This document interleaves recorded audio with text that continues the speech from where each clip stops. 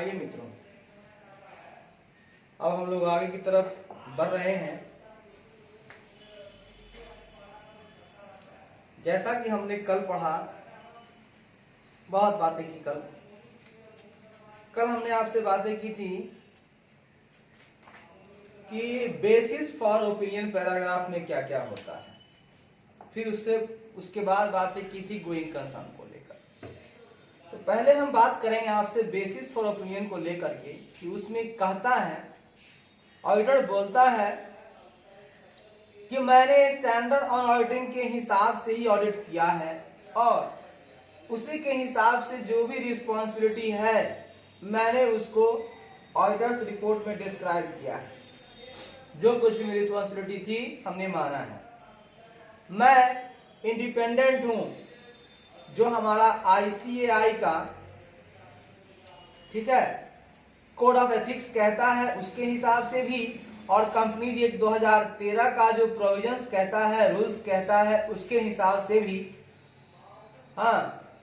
को मानते हुए, उसके कोड ऑफ एथिकल रिस्पॉन्सिबिलिटी को मानते हुए ही हमने इंडिपेंडेंट रहा हूं। मैं एंटिटी से इंडिपेंडेंट होकर काम किया हूं। और लास्ट लाइन कहता है कि हमने जो भी ऑडिट एविडेंस लिया और उसके बेसिस पर हमने अपना ओपिनियन दिया, वो ऑडिट एविडेंस पूरी तरह से सफिशिएंट एंड एप्रोप्रिएट है। ठीक है। फिर गोइंग कंसर्न में हमने कहा कि गोइंग कंसर्न में चेक किया जाता है यही कि जब भी फाइनेंशियल स्टेटमेंट आप बनाते हैं और उसकी अकाउंटिंग करते हैं तो आपको एजम्पशन यही लेना है कि एंटिटी पूरी तरह से गोइंग कंसर्न में है। वह अपने ऑपरेशन को फॉरसेबल फ्यूचर में कंटिन्यू रखेगा।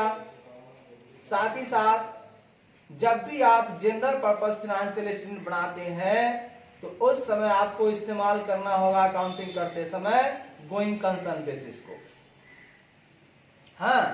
वैसे हो सकता है अगर मैनेजमेंट का इरादा कभी भी एंटिटी को लिक्विडेट करने का नहीं होना चाहिए, ध्यान रखिएगा।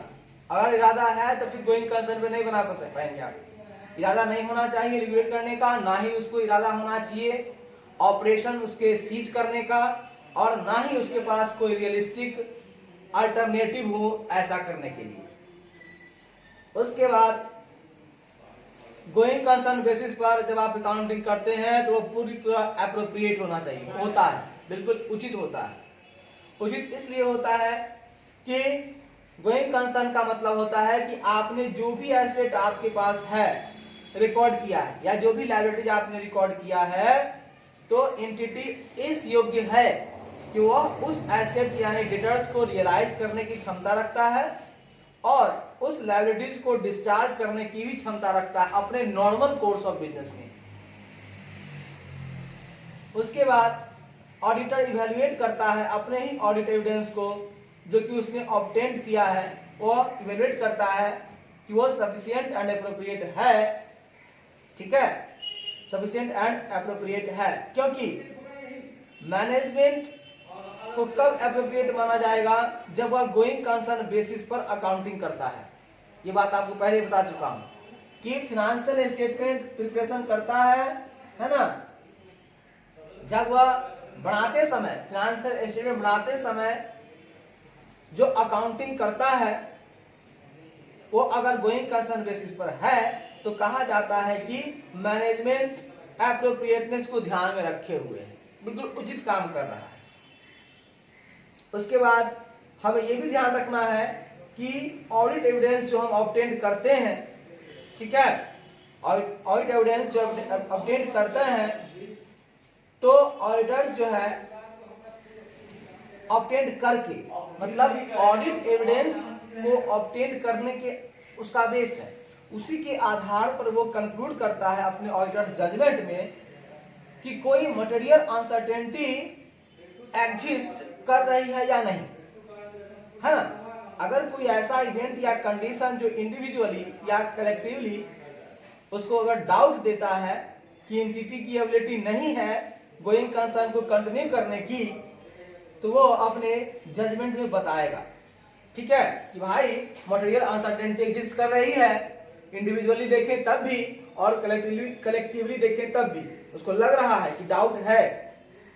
अगर डाउट है कि वह कंटिन्यू नहीं कर पाएगा तो भैया आप गोइंग कंसर्न बेसिस पे काम नहीं कर सकते, इस बात का बता दीजिए। अगर कोई मटेरियल अनसर्टेनिटी एग्जिस्ट करती है, ठीक है, करती है और उसका इम्पैक्ट, उसका पोटेंशियल इम्पैक्ट है और लाइकलीहुड ऑफ अकरेंस है, अनसर्टेनिटी का इम्पैक्ट पोटेंशियल इम्पैक्ट है और लगता है कि अकरेंस होगा, तो ऑडिटर्स को जजमेंट में एप्रोप्रिएट डिस्क्लोजर देना होगा कि किस नेचर का है वो अनसर्टेनिटी और उसका इम्प्लीकेशंस क्या है, प्रॉब्लम क्या है।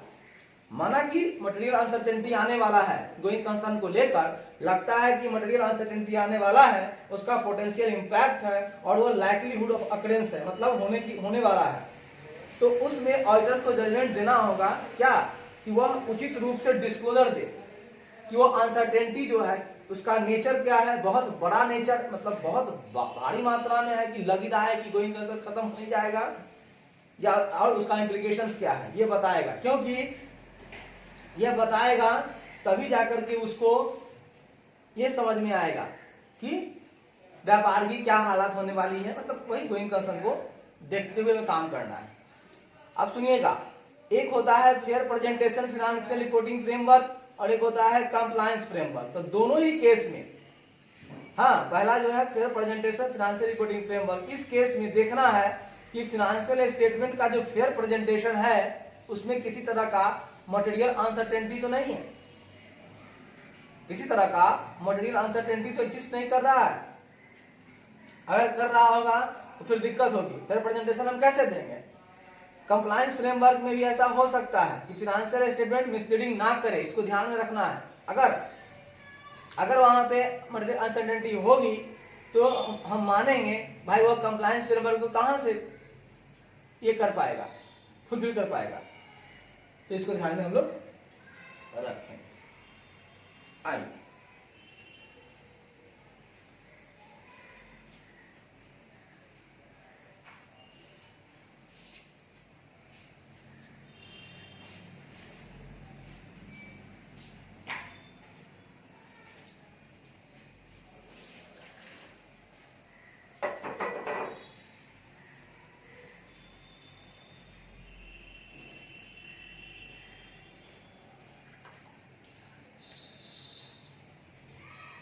आगे मित्रों, आगे की तरफ बढ़े।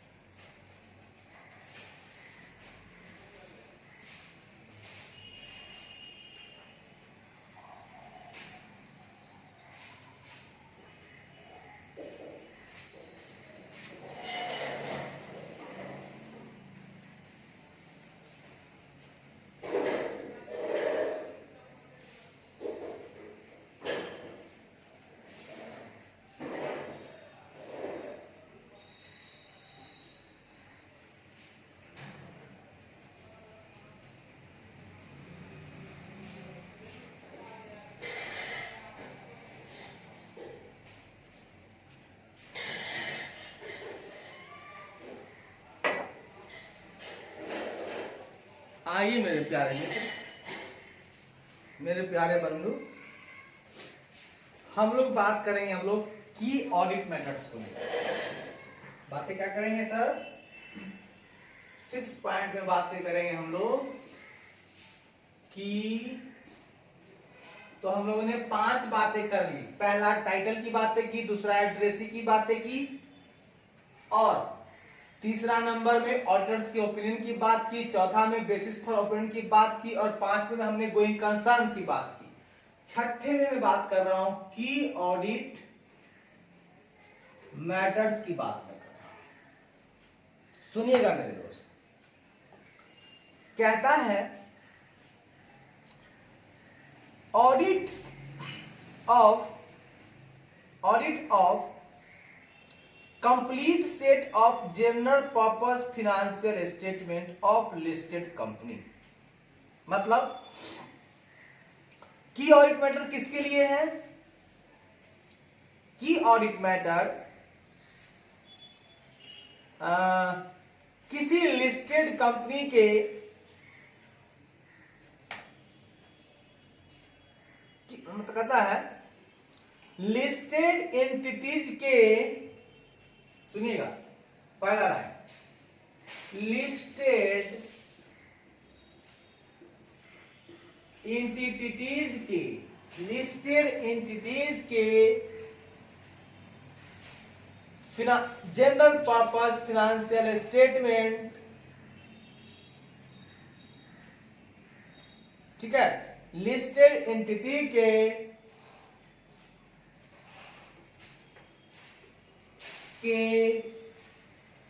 Complete set of general purpose financial statement के ऑडिट के लिए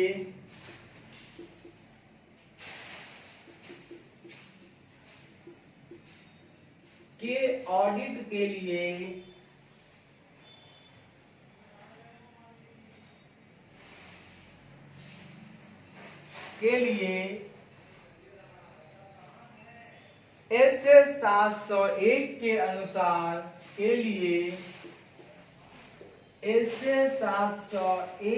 अनुसार ऑडिटर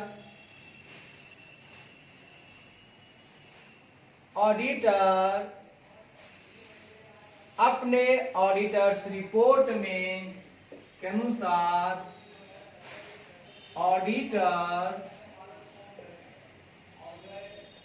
अपने ऑडिट रिपोर्ट में की ऑडिट मैटर्स को कम्युनिकेट करेगा। रिपोर्ट में की ऑडिट मैटर्स को कम्युनिकेट करेगा। अब बात समझिएगा, कोई भी लिस्टेड कंपनी है, उसके complete set of general purpose financial statement का ऑडिट हो रहा है, तो उसके ऑडिट के लिए ऐसे 701 कहता है कि अगर ऑडिट कर रहा है तो ऑडिटर क्या करेगा? ऑडिट रिपोर्ट देगा। तो ऑडिट के लिए ऑडिटर अपने ऑडिट रिपोर्ट में की ऑडिट मैटर्स को कम्युनिकेट करेगा। मतलब की ऑडिट मैटर्स कम्युनिकेट करेगा, बताएगा कि की ऑडिट मैटर्स में ऐसी ऐसी बातें हैं जो मैं अपने ऑडिट रिपोर्ट में बता रहा हूं। ओके, यानी कि सिर्फ लिस्टेड एंटिटीज के लिए, अनलिस्टेड की बात मैं नहीं कर रहा हूं। ऐसा आपका एंटिटी जो लिस्टेड है और उसका जनरल पर्पस फाइनेंशियल स्टेटमेंट का ऑडिट हो रहा है। कैसा पर्पस है? जनरल पर्पस, मतलब कॉमन फाइनेंशियल इंफॉर्मेशन जब नीडी यूजर्स को चाहिए तो उसके लिए बनाया जाता है जनरल पर्पस फाइनेंशियल स्टेटमेंट। तो उसके लिए ऐसे 701 कहता है कि ये ऑडिटर अपने ऑडिट रिपोर्ट में जरा सा तुम एक पैराग्राफ दो ना की ऑडिट मैटर्स का, और उसको कम्युनिकेट करो और उसमें जो बातें बतानी है बताओ। अच्छी बात बता देना। दूसरी लाइन कहता है जब auditor is otherwise required by law और रेगुलेशन। अब पहले तो 701 बोल रहा, उसके बाद कह रहा है अदरवाइज कोई और, जैसे रिक्वायर्ड बाय लॉ और रेगुलेशन और डिसाइड टू कम्युनिकेट की audit matter in the auditor's report, the auditor shall do so in accordance with SA 701 के अनुसार। ठीक है। हाँ, ऑडिटर हाँ किसी लॉ या रेगुलेशन हाँ को छोड़कर, सुनिएगा,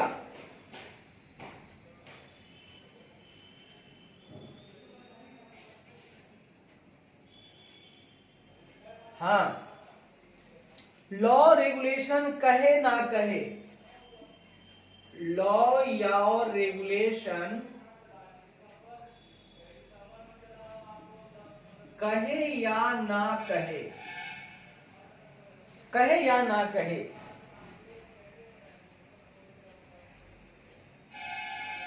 अगर उसने डिसाइड करता है, कहे ना कहे, अगर ऑडिटर डिसाइड करता है कि उसे ऑडिट रिपोर्ट में की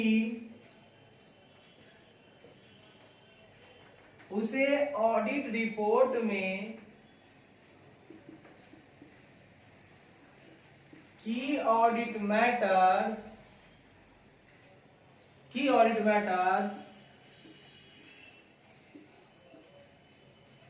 कम्युनिकेट करना है तो ऑडिटर ऐसा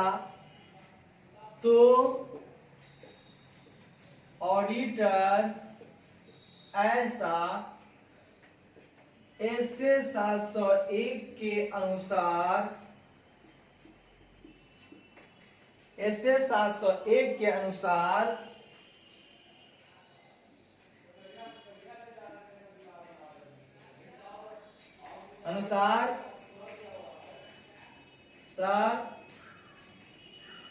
कम्युनिकेट करेगा।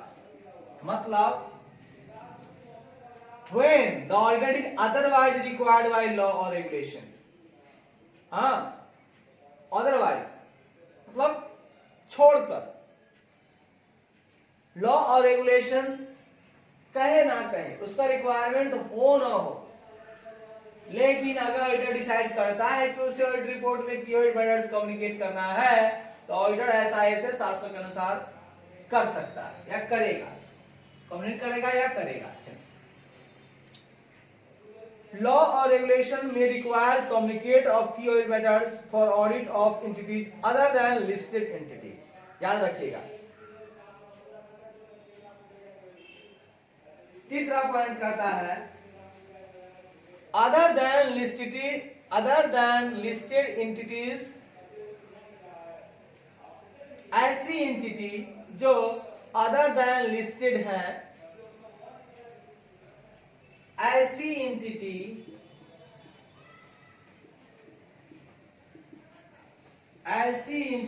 जो अदर देन लिस्टेड एंटिटीज हैं, उनकी ऑडिट के लिए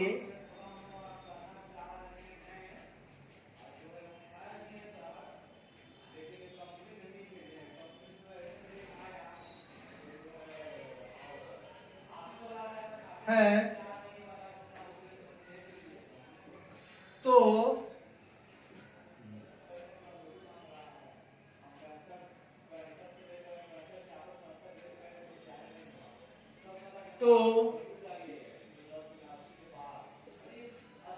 उनकी ऑडिट में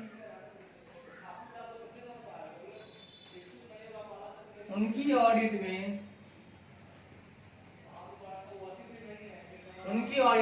ऑडिट मैटर्स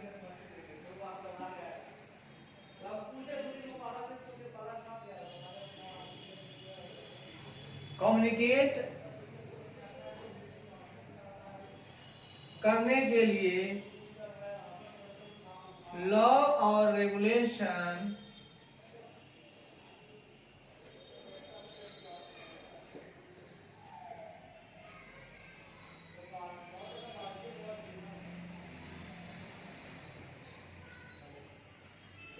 के अनुसार ऑडिटर को ऐसा करना पड़ सकता है। मतलब कहता है कि कोई ऐसी एंटिटी है जो अदर देन लिस्टेड एंटिटी है और उनकी ऑडिट करना है ऑडिटर को, तो लॉ रेगुलेशन ऐसा कह सकता है कि ए ऑडिटर आपकी ऑडिट मैटर्स कम्युनिकेट करो। ठीक है, ऐसी एंटिटी जो अदर देन लिस्टेड एंटिटी है तो उनकी ऑडिट में की ऑडिट मैटर्स कम्युनिकेट करने के लिए लॉ और रेगुलेशन कह सकता है, करने के लिए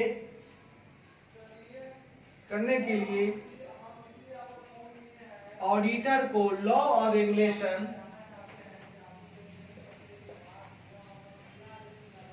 कह सकता है। ठीक है, लॉ और रेगुलेशन कह सकता है।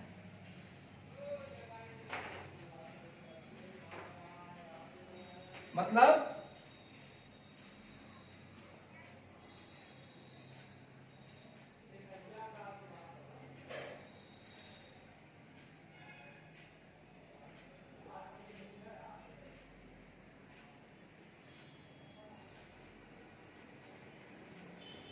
सुनिएगा, यहां लिखिए लॉ और रेगुलेशन की रिक्वायरमेंट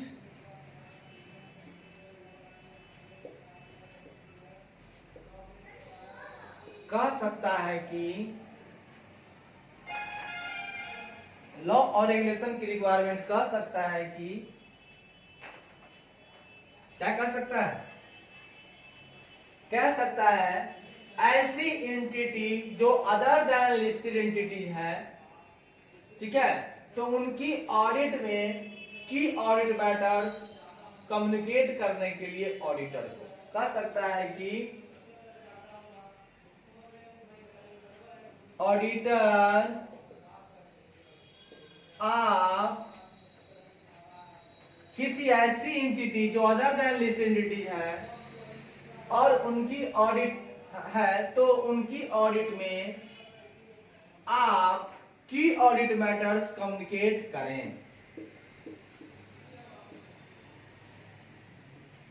कह सकता है कि आप की ऑडिट मैटर्स कम्युनिकेट करें।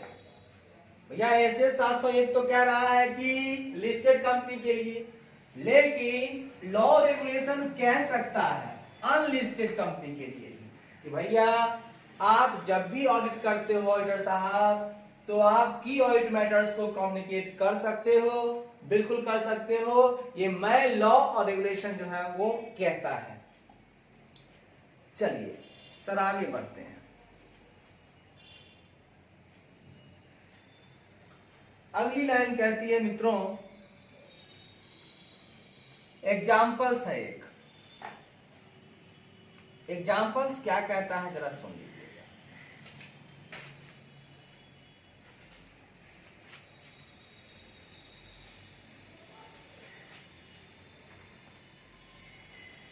Entities characterized in such law or regulation as public interest entities.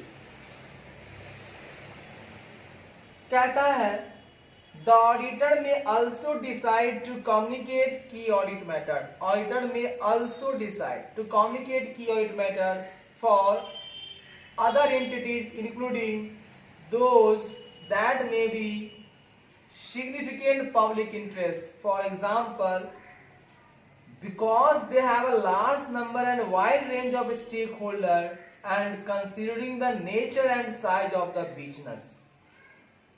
कहता है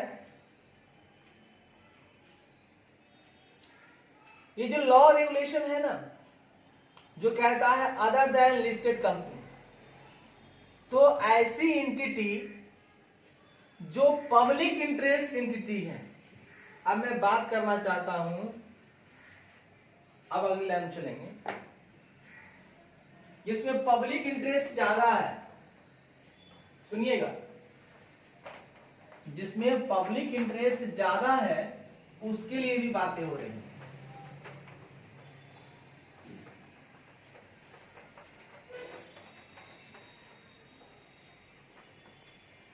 पब्लिक इंटरेस्ट ज्यादा है, आइए देखते हैं।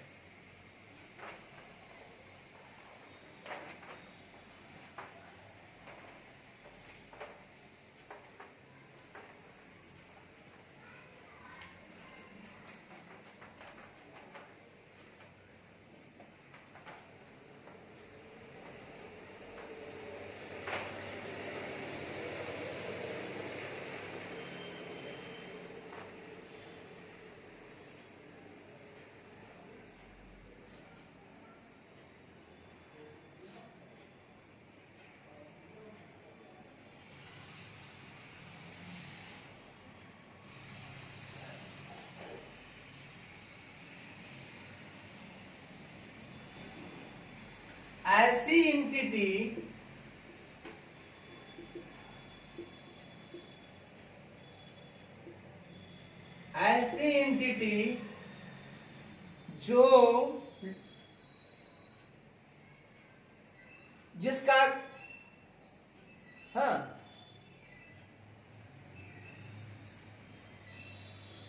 जो जिनका कैरेक्टर, जिनका चरित्र, कैरेक्टर, जिनका कैरेक्टर लॉ और रेगुलेशन के हिसाब से पब्लिक इंटरेस्ट वाला है।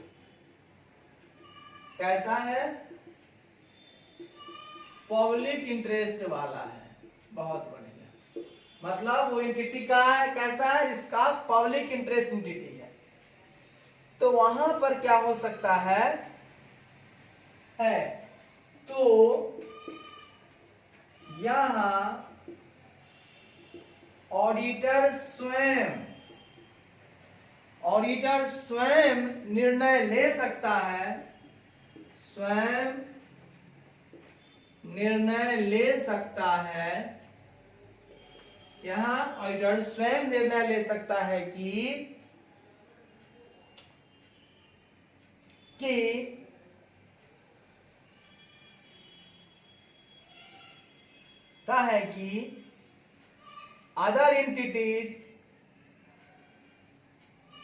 other entities including significant, सकता है कि other entities के साथ साथ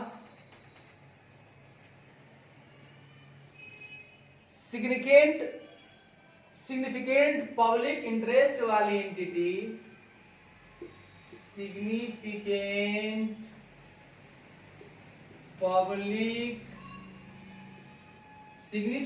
पब्लिक इंटरेस्ट वाली एंटिटीज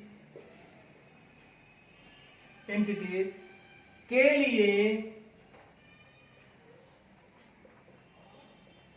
लिए की ऑडिट मैटर्स को कम्युनिकेट करे। देखिए, ऐसी एंटिटी जिसका कैरेक्टर लॉ और रेगुलेशन के हिसाब से पब्लिक इंटरेस्ट वाला है, उसको लगता है एंटिटी कैसा है, पब्लिक इंटरेस्ट वाला है, तो वहां ऑडिटर स्वयं निर्णय ले सकता है कि अदर एंटिटीज के साथ साथ सिग्निफिकेंट पब्लिक इंटरेस्ट वाली एंटिटी के लिए भी की ऑडिट मैटर्स को कम्युनिकेट किया जाए। क्या किया जाए, साथ साथ सिग्निफिकेंट पब्लिक इंटरेस्ट वाली एंटिटी के लिए भी की ऑडिट मैटर्स को कम्युनिकेट किया जाए। क्योंकि सुनेगा, क्योंकि ऐसी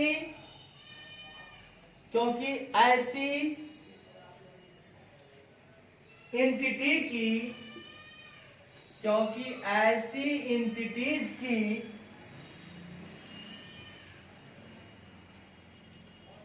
नेचर और साइज ऑफ बिजनेस, क्योंकि ऐसी एंटिटी के पास, क्योंकि ऐसी एंटिटीज के पास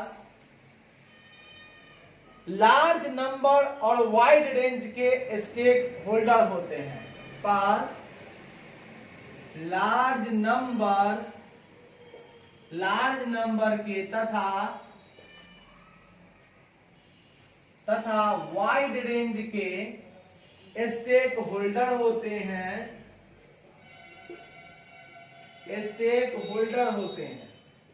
तो इनको जरूरत है, लार्ज नंबर के तथा वाइड रेंज के स्टेक होल्डर होते हैं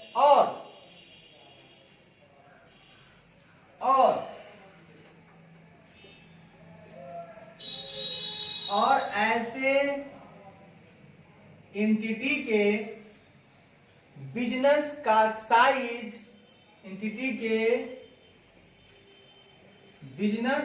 साइज, तथा नेचर भी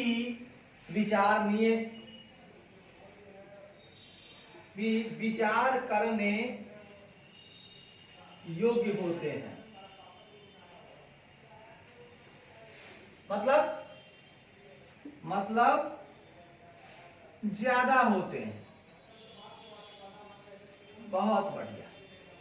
हम क्या कहना चाहते हैं तो सुन लीजिएगा। हम कहना चाहते हैं ऐसी एंटिटी जिनका कैरेक्टर लॉ और रेगुलेशन के हिसाब से पब्लिक इंटरेस्ट वाला हो, जिसमें पब्लिक का इंटरेस्ट ज्यादा हो, ऐसा हो, तो यहाँ ऑडिटर स्वयं निर्णय ले सकता है कि अदर एंटिटी के साथ साथ सिग्निफिकेंट पब्लिक इंटरेस्ट वाली एंटिटी के लिए भी की ऑडिट मैटर्स को कम्युनिकेट किया जाए। अदर एंटिटी का मतलब कौन हुआ यहाँ पे? अदर एंटिटी का मतलब हो गया अनलिस्टेड एंटिटी। ठीक है, लिस्टेड के लिए तो बता ही रहा है ऐसे 701, लेकिन लॉ रेगुलेशन कहता है कि अगर कोई अनलिस्टेड भी है तो लॉ कहता है उसके लिए भी की ऑडिट मैटर बनाओ। तो अदर एंटिटी के लिए तो की ऑडिट मैटर आप बना ही रहे हो लॉ के हिसाब से, और साथ ही साथ लॉ अगर कहता है कि सिग्निफिकेंट पब्लिक इंटरेस्ट वाली है तो वहां भी आप की ऑडिट मैटर्स को कम्युनिकेट करो, क्योंकि ऐसी एंटिटी के पास क्या होता है, लार्ज नंबर तथा वाइड रेंज के स्टेक होल्डर होते हैं, बहुत ज्यादा बड़े होते हैं। तो ऐसी एंटिटी का बिजनेस का साइज भी बड़ा होता है और नेचर भी विचार करने वाला होता है, मतलब ज्यादा होता है। तो ऐसे हालात में आपको की ऑडिट मैटर्स को कम्युनिकेट करना ही पड़ेगा साहब। अब आइए बात करते हैं, क्या बात करते हैं सुनिएगा साहब। हम बात करेंगे आपसे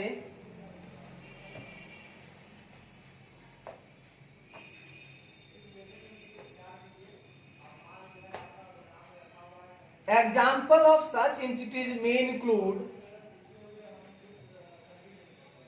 financial institutions such as banks, insurance company and pension fund and other entities such as charitable institutions। अब हम बात करेंगे कि हमने आपको यहाँ पर दो तरह की एंटिटी बताई, ठीक है ना। तो ये जो सिग्निफिकेंट पब्लिक इंटरेस्ट वाली एंटिटी है, समझ गए, एंटिटी क्या क्या हुआ, दो तरह की एंटिटी हो गई। ठीक है ना। अनलिस्टेड दो तरह की एंटिटी, कितनी तरह की हो गई आपको साहब, हम एग्जांपल दे रहे हैं। एंटिटीज हम एग्जांपल दे रहे हैं। एंटिटीज दो तरह का हो गया, एक तो हो गया अदर एंटिटीज, यानी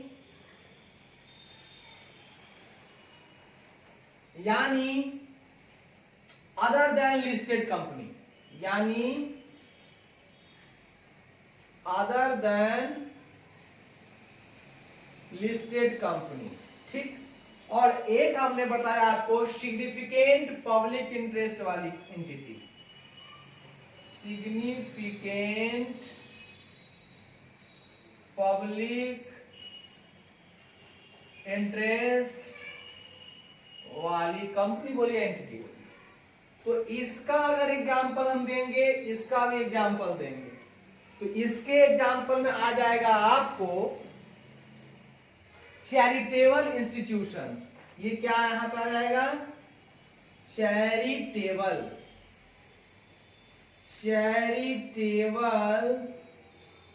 इंस्टीट्यूशंस। क्या आ जाएगा भैया, चैरिटेबल इंस्टीट्यूशंस यहां पर आ जाएगा, जिसको कह सकते हैं आप अदर देन लिस्टेड कंपनी। और ऐसी एंटिटी में जो सिग्निफिकेंट पब्लिक इंटरेस्ट जहां पर है, उसमें आता है फिनेंशियल इंस्टीट्यूशंस। यहां पर क्या आता है, फिनेंशियल इंस्टीट्यूशंस, बहुत शानदार। वहां पर आता है चैरिटेबल इंस्टीट्यूशंस, और यहां पर आता है आपको फिनेंशियल इंस्टीट्यूशंस। कोई दिक्कत वाली बात नहीं सर। यहां पर आ गया आपको फिनेंशियल इंस्टीट्यूशंस। तो फिनेंशियल इंस्टीट्यूशंस में आपका क्या हो सकता है, तो फिनेंशियल इंस्टीट्यूशन हो सकता है सच एज बैंक, बैंक आ सकता है।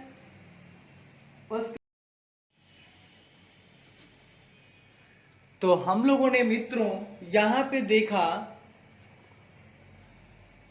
क्या देखा, तो हमने आपको बताया कि सिग्निफिकेंट पब्लिक इंटरेस्ट वाली कंपनी है, उसको बोला, उसमें आता है एग्जांपल फिनेंशियल इंस्टीट्यूशंस, जैसे बैंक हो गया, इंश्योरेंस कंपनी हो गया, पेंशन फंड हो गया, ठीक है। और वहां अदर देन जो है लिस्टेड कंपनी या अदर एंटिटी जिसको बोलते हैं, वो उसमें आता है चैरिटेबल इंस्टीट्यूशंस। इसमें फिनेंशियल इंस्टीट्यूशंस, उसमें charitable institutions. Significant public interest वाली एंटिटी कौन है, फिनेंशियल इंस्टीट्यूशंस, और वो है चैरिटेबल इंस्टीट्यूशंस। फिनेंशियल में आता है bank, insurance company, pension fund. Bank, insurance company, pension fund. Thank you very much, मिलते हैं नेक्स्ट क्लास में, बाय बाय।